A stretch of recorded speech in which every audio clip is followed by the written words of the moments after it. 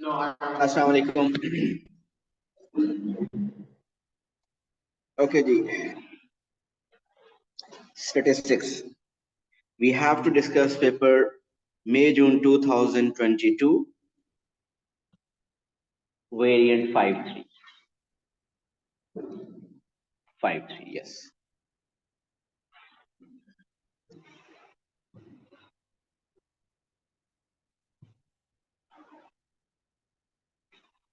जी बताइए problem. 7 correct. 4. Only 7.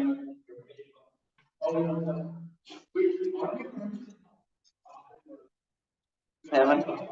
7.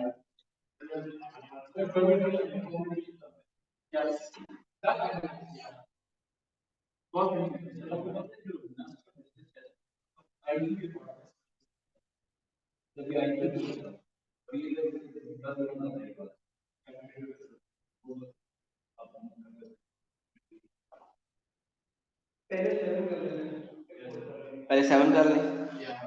चलें पहले 7 करते हैं। 7 की डिमांड है बहुत ज्यादा। कोई ट्रिक नहीं है, हर दफा डिफरेंट पेपर आते हैं।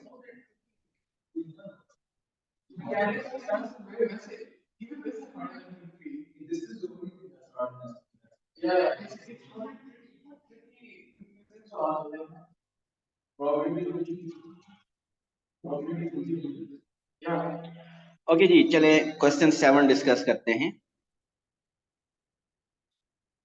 A group of 15 friends visit an adventure park. The group consists of 4 families. Mr. and Mrs. Kenny and their 4 children. Mr. and Mrs. Lizzo and their 3 children. Mrs. Martin and her child.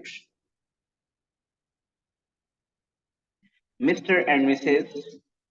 Nantes. क्या नाम बनता है? Nantes. Anyways, कितने हो गए total? 15. 2 plus 4 6, 6 plus 2 8 plus 3 11, 11 plus 2 13 plus 2 15. Okay, the group traveled to park in 3 cars. One containing 6 people, one containing 5 people, and one containing 4 people. The cars are driven by Mr. Lizzo, Mrs. Martin, and Mr. Nantes, respectively. In how many different ways can the remaining 12 members of the group be divided between 3 cars? ये तो कर लिया होगा।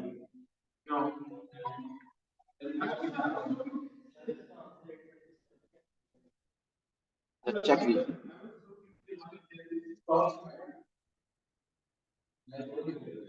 देखिए ये इसलिए मैं कह रहा हूँ इजी है, ये तो कल किया हमने। आपको मैंने कल ये बात बताई थी कि अगर 10 डिफरेंट लोग हों, कल ऐसी कोई बात हुई थी, उनको 3 ग्रुप्स में डिवाइड करना हो और फर्स्ट ग्रुप में 2 लोग हों, फिर दूसरे ग्रुप में 4 लोग हों और आखिरी ग्रुप में भी 4 हों, कितने हो गए? 4 ही रह गए। तो इसको कैसे डिवाइड करेंगे? 10C2, पहले 10 में से 2 ग्रुप डिवाइड हो जाएंगे, फिर रिमेनिंग 8C4 और रिमेनिंग 4 रह गए 4C4। कल ऐसा क्वेश्चन होगा, तो आज भी वही करना है। टोटल थे 15, उनमें से 3 तो हो गए ड्राइवर, जो रिमेनिंग 12 हैं उनको डिवाइड करना है हमने कितने ग्रुप्स में? 6 5 1 containing 6 पीपल, ठीक है मैं पहले वो लिख दूं, रिमेनिंग फिर 5 और फिर 4 का मतलब इनमें से एक तो ड्राइवर हो जाएगा। रिमेनिंग कितने रहेंगे? 12। तो इसका मतलब एक कार में होने चाहिए 5, दूसरी में होने चाहिए 4 और तीसरी में होने चाहिए 3, ये होना चाहिए। रिमेनिंग 12, सो 12 में से 5 पहले सेट करने हैं, पीछे कितने रह गए?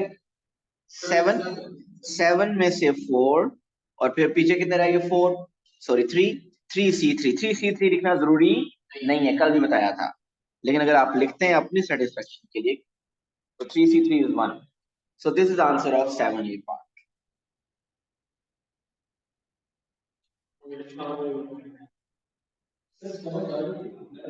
तो जब भी ग्रुप्स में डिवाइड करना हो तो हम ऐसे, ओके जी आगे चलते हैं।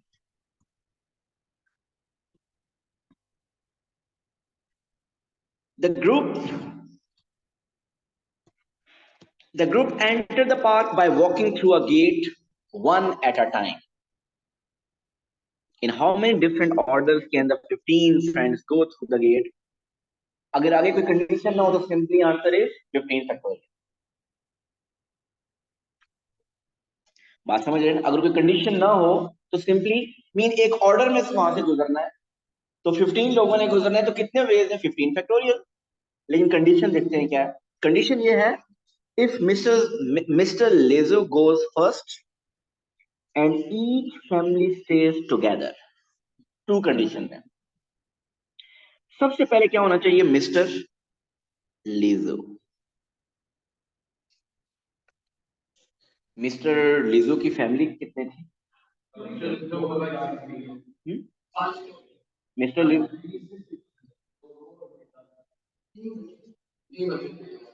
तीन बच्चे थे। हम ऐसा करते हैं, ऊपर ही चले जाते हैं, क्वेश्चन के सामने करते हैं यहाँ पे।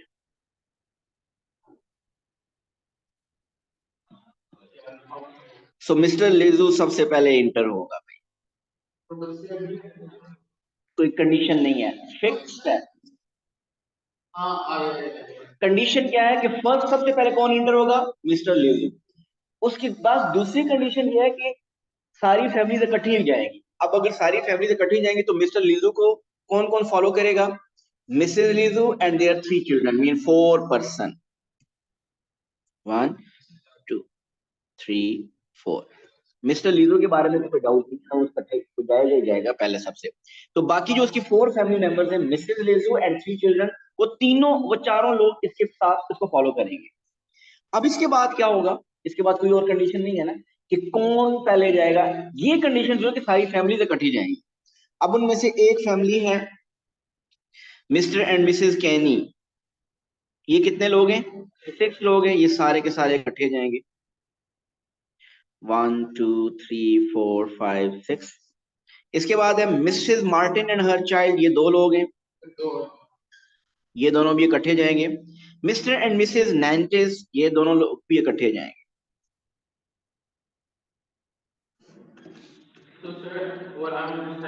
Wait wait wait wait wait, याद रखिए।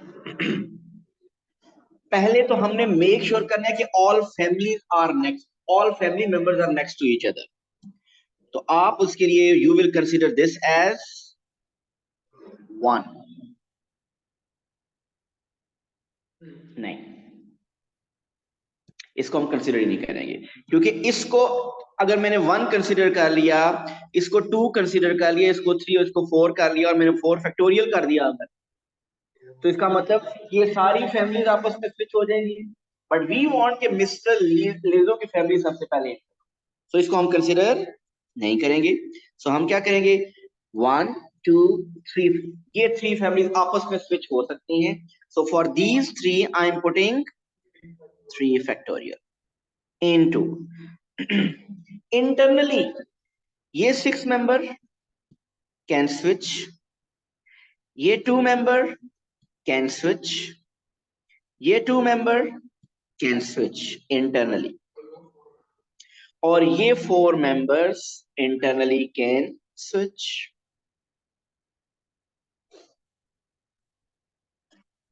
चेक करें आंसर क्या, तभी तो फैक्टोरियल लगाया।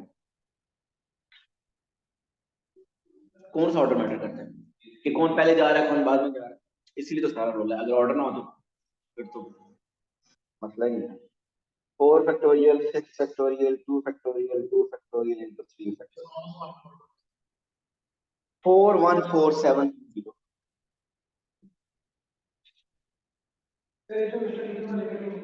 मिस्टर लीजू तो फिक्स है ना कि सबसे पहले वो एंटर होगा।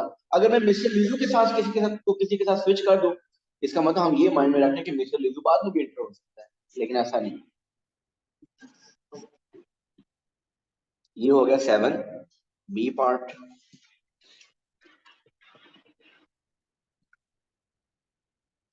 7 सी पार्ट से पहले कहते हैं, in the park the group enter a competition which requires a team of 4 adults and 3 children.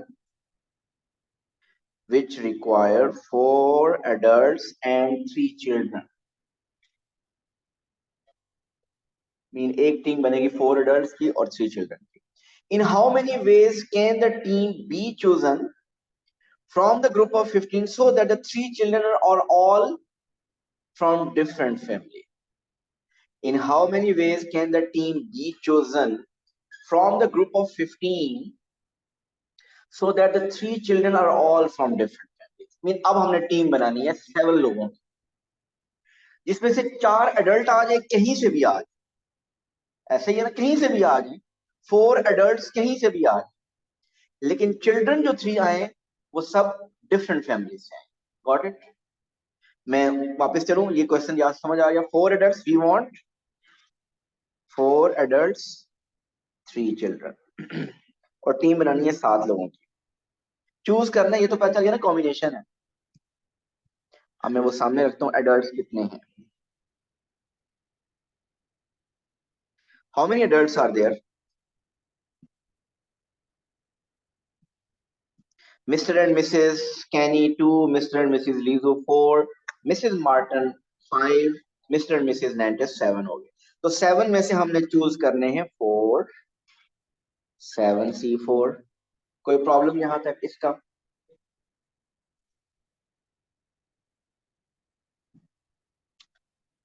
अब प्रॉब्लम ये है कि जो 3 चिल्ड्रन चूज करने हैं, मिस्टर और मिसेस नैंटिस पे तो चिल्ड्रन है ही नहीं। इसका मतलब इन 4 चिल्ड्रन में से we need to choose 1, 4C1। इन 3 चिल्ड्रन में से we need to choose 1, so 3 लिखते हैं या 3C1 लिखते हैं।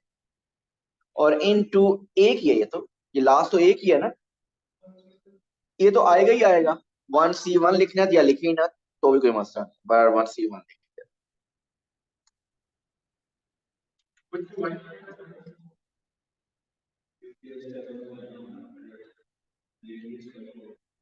So you need to choose 4 adults out of the given 7 adults. So 7C4। C part clear है? इसका आंसर आएगा 420। सो प्लीज ये आंसर लिखा करें, आप अक्सर ये छोड़ देते हैं। 420 is, it will give you 1 mark, answer mark.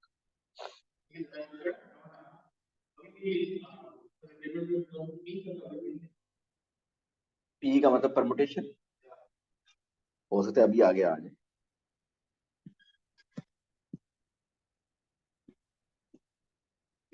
जब आपको चूज करना हो 7 में से 4 और उनको फिर अरेंज भी करना हो तो फिर वहां परमुटेशन हम लगाते हैं। वैसे मैं आपको कहता हूँ factorial is a special case of permutation. जहाँ पे आप 3 फैक्टोरियल लगा रहे होते हैं, यू कैन अप्लाई 3P3। जहाँ ऑर्डर इंपॉर्टेंट होता है वहां परमुटेशन। ओके जी, डी पार्ट देखते हैं। In how many ways can the team be chosen so that at least one of Mr. Kenny or Mr. Lizu is included? अब ये देखना है कि ओरिजिनल क्वेश्चन में जो इंफॉर्मेशन सी पार्ट में थी, यस, ये जो पार्ट है ये डी के ऊपर पार्ट अप्लाई हो रहा है। सो ये जो कंडीशन थी इसमें 3 चिल्ड्रन और वाली कंडीशन, वो कंडीशन अब डी पे नहीं है। सो डी पे क्या कंडीशन है कि इन 15 में से 1 शुड, एटलीस्ट एक उनमें से कैनी और मिसेस 1, एटलीस्ट 1 मिस्टर कैनी और mister Liju is included. At least का क्या मतलब है? कम अज एक, मीन मिस्टर कैनी शामिल हो, मिस्टर लीजू ना शामिल, मिस्टर लीजू शामिल हो, मिस्टर कैनी शामिल ना हो, या दोनों शामिल हो, एटलीस्ट इनमें से कोई एक जरूर होना चाहिए। ठीक हो गया? मैं अब चलता हूं फिर अगेन पीछे, मिस्टर कैनी और मिस्टर लीजू।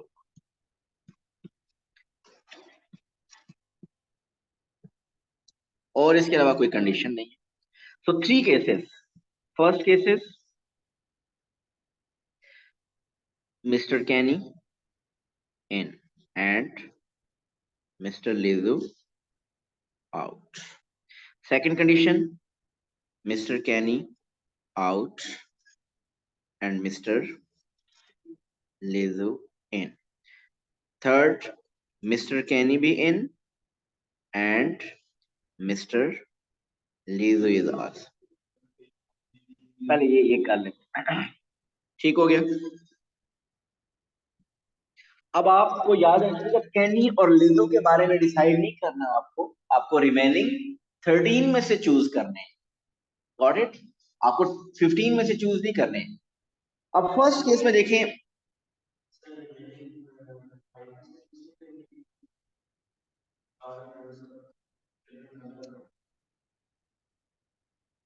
वो स्टार्ट में उसने मेंशन कर दिया था, उस सी पार्ट में तो नहीं था या ओरिजिनल पार्ट में था? एक मिनट, मुझे जरा क्वेश्चन दोबारा देखने दें। सी पार्ट से पहले ही उसने ये बता दिया कि there should be 4 adults and 3 children. ये 4 एडल्ट्स एंड 3 चिल्ड्रन, ये सी और डी दोनों पे अप्लाई होगा। बिल्कुल ठीक कह रहे हैं आप, बिल्कुल ठीक कह रहे हैं आप। 4 एडल्ट्स एंड 3 चिल्ड्रन वाली कंडीशन डी पार्ट पे भी अप्लाई होगी। क्या? क्योंकि स्टार्ट में दे दिया था ना, वो सी पार्ट के अंदर तो नहीं दिया हुआ था ना। अगर सी पार्ट के अंदर दिया हो तो जरूरी नहीं कि वो डी पार्ट में अप्लाई हो, लेकिन सी और डी के ऊपर उसने क्वेश्चन में एक लिख दिया ये बात कि 4 एडल्ट्स और 3 चिल्ड्रन होने चाहिए, तो फिर वो दोनों पार्ट के, अगर आप एक इंफॉर्मेशन यहाँ पे लिख दें और उसका एक आगे पार्ट ए हो और फिर आगे पार्ट बी हो, तो वो जो ऊपर वाली इंफॉर्मेशन वो पार्ट ए और बी दोनों पे अप्लाई होगी। हाँ, अगर ये कोई इंफॉर्मेशन ए पे अप्लाई हो रही है, वो जरूरी नहीं है कि वो बी पे अप्लाई हो, जो ए के अंदर लिखी होगी। तो उसने बताया था 4 एडल्ट्स एंड 3 चिल्ड्रन। अच्छा, अब यहाँ पे डी पार्ट में 3 चिल्ड्रन डिफरेंट ग्रुप में से आने की कोई कंडीशन नहीं है, याद रखिएगा। चले जी, एडल्ट टोटल कितने थे? Total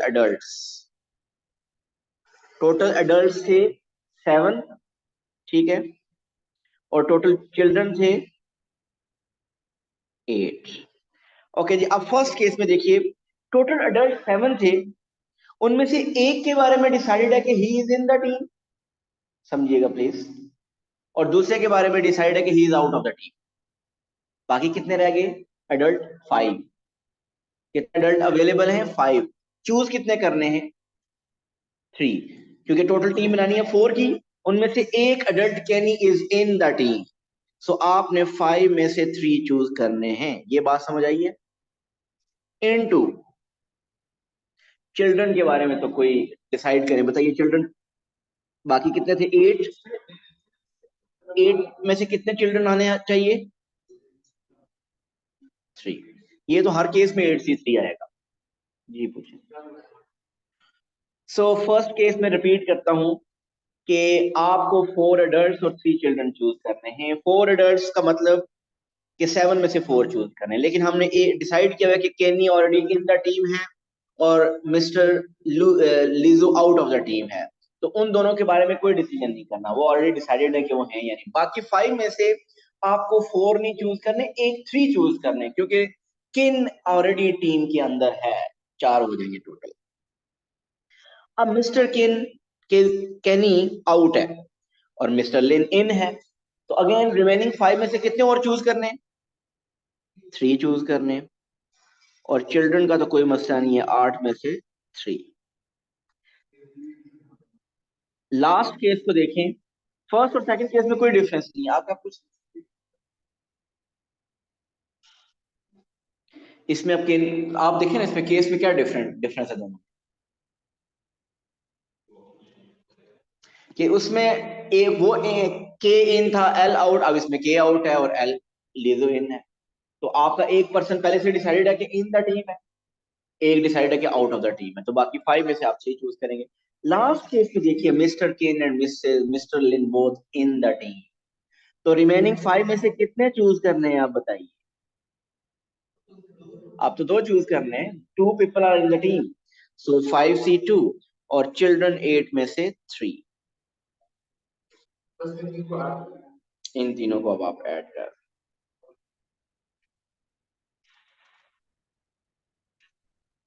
so the final answer is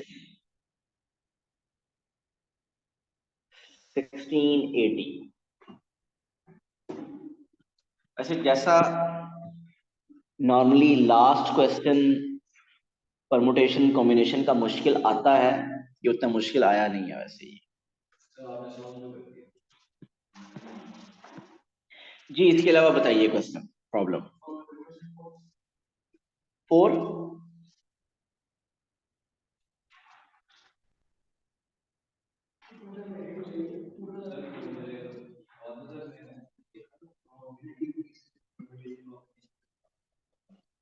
हर दफा तकरीबन आता ओ यार, वो एक पेपर में आता है, लेटेस्ट में तो आ ही रहा है। आ रहा है यार, कैसी बात, आपने प्रैक्टिस भी कम की है ना अभी तक।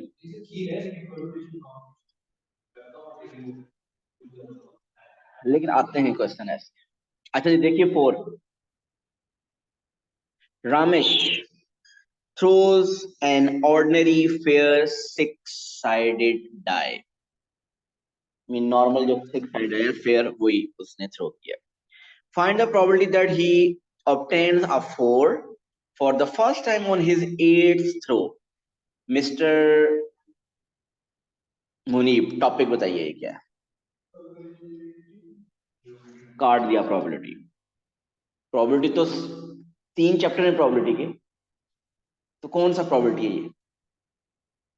बाइनोमियल वाली प्रोबेबिलिटी है, ज्योमेट्रिक है, या आपके पास नॉर्मल है, या कोई इसके अलावा कोई और? कैसे ज्योमेट्रिक?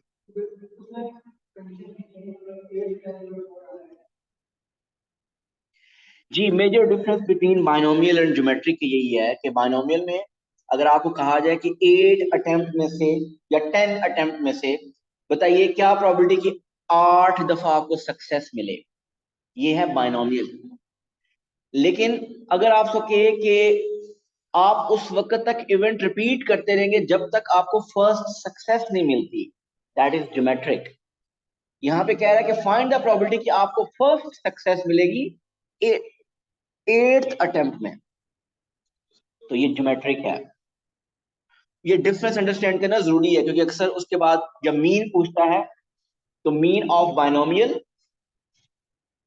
बाइनोमियल का मीन का फॉर्मूला डिफरेंट है और ज्योमेट्रिक का डिफरेंट है। ये जब डिफरेंस से समझ आएगा तो मीन के फॉर्मूला भी गलत आएंगे। बहरहाल चले करते हैं इसमें। 4 आने की प्रोबेबिलिटी क्या है और ना आने की probability?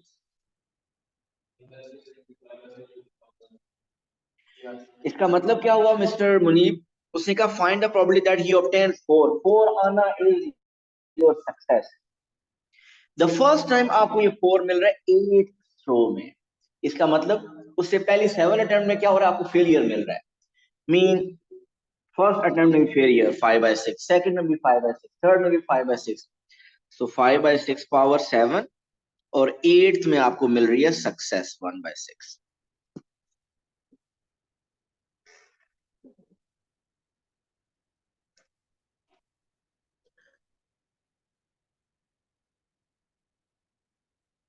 which is 0.0465 correct to 3 significant। B part देखिए, find the probability that it takes no more than 5 throws for Ramesh to obtain a 4। find the probability that it takes no more than 5 throws। 5 से ज्यादा throws नहीं लग रही इसको। इसमें कितनी throws लग रही हैं? 4 या 4 से कम लग रही हैं। आपको प्रोबेबिलिटी फाइंड करनी है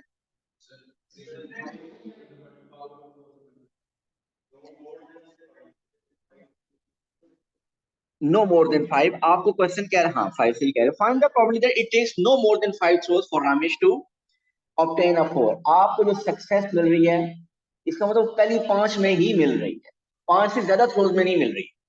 सो इसका एक लॉन्ग मेथड है, वो यही है कि इसका मतलब आपको 5 और 5 से लेस की प्रोबेबिलिटी फाइंड करनी है। मीन आपको फाइंड करनी है प्रोबेबिलिटी कि उसको फर्स्ट टाइम ही सक्सेस मिल रही है। फिर आपको फाइंड करनी है प्रॉपर्टी कि उसको सेकंड अटेम्प्ट में सक्सेस मिल रही है, थर्ड अटेम्प्ट में मिल रही है, फोर्थ अटेम्प्ट में मिल रही है, या फिफ्थ अटेम्प्ट में मिल रही है। सो फर्स्ट अटेम्प्ट में सक्सेस मिलने का मतलब पहली दफा ही आपके 1/6। सेकंड में सक्सेस का मतलब फर्स्ट में फेलियर 5/6, सेकंड में success. Probability of x equal to 3 का मतलब कि फर्स्ट टू में फेलियर 5/6 पावर 2 और थर्ड में success. Probability of x equal to 4 mean first three में फेलियर और फोर्थ में success.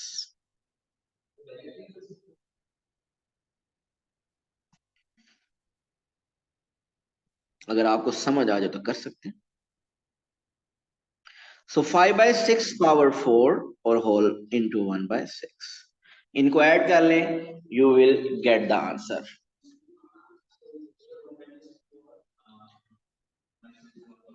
1 minus Q power R. दूसरा मेथड क्या है?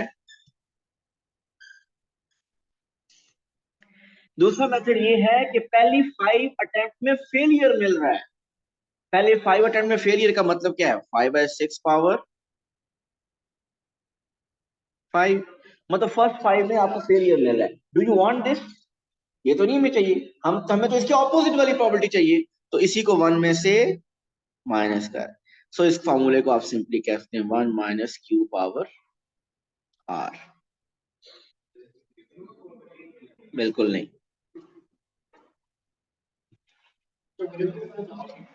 ये गिवन भी हो ना तो आपको ये समझ नहीं है कि कब अप्लाई करना है।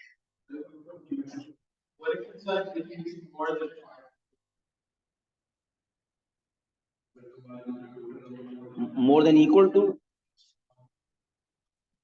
It requires more than. हाँ ये या yes.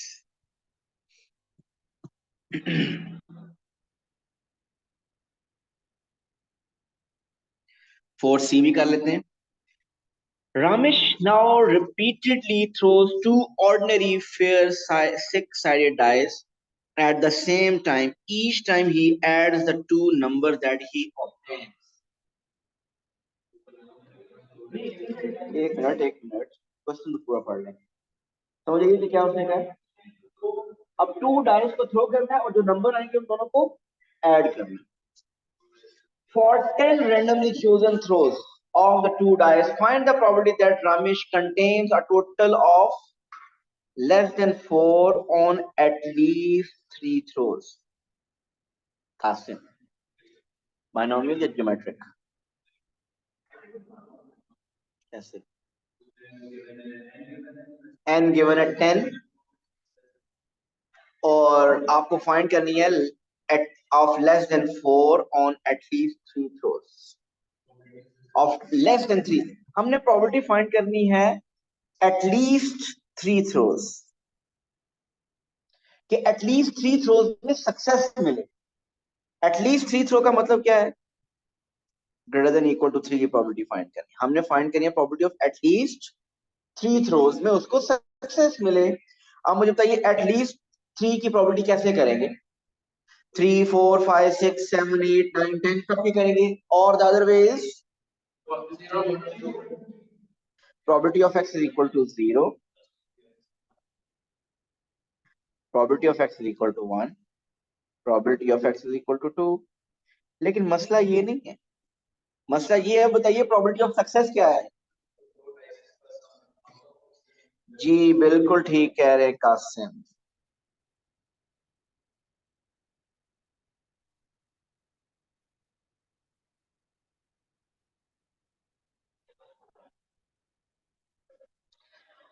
One one two three four five six.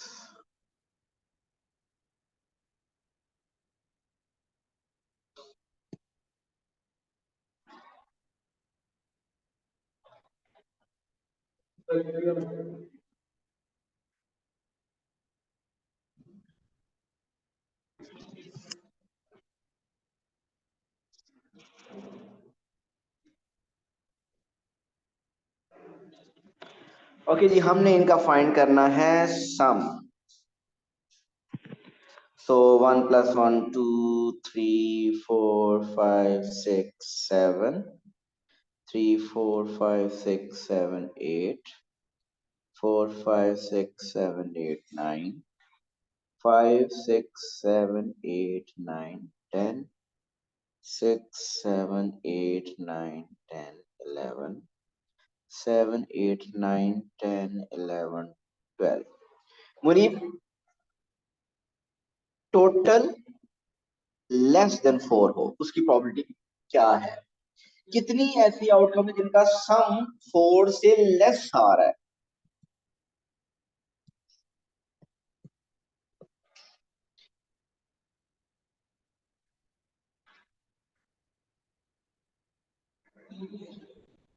तीन ही है जिसमें सम इज लेस देन 4। तो आपको इसका मतलब प्रोबेबिलिटी ऑफ सक्सेस पता चल गई। What is probability of success? 3/36 मतलब 1/12, और फेलियर फिर क्या हुआ? 11/12। सो 1 माइनस क्या करेंगे? NCR मीन टोटल ट्रायल कितने थे? 10। 10C0 success power 0 failure power 10 plus 10C1 success power 1 failure power 9 10C2 success power 2 failure power 8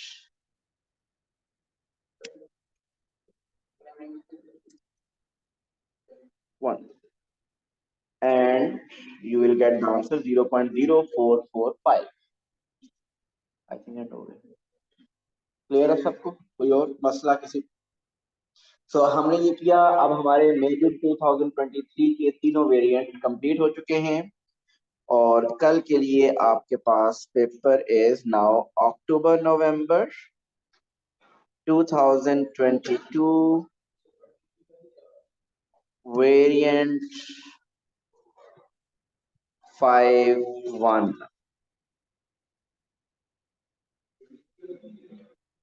22 पहले कर लेते ना, 23 के हमने कुछ किए वैसे, मई जून तो कर चुके हैं ना, अब अक्टूबर नवंबर नहीं किए हमने। सो ये आपने कल अटेम्प्ट करके। Thank you so much. Allah Hafiz.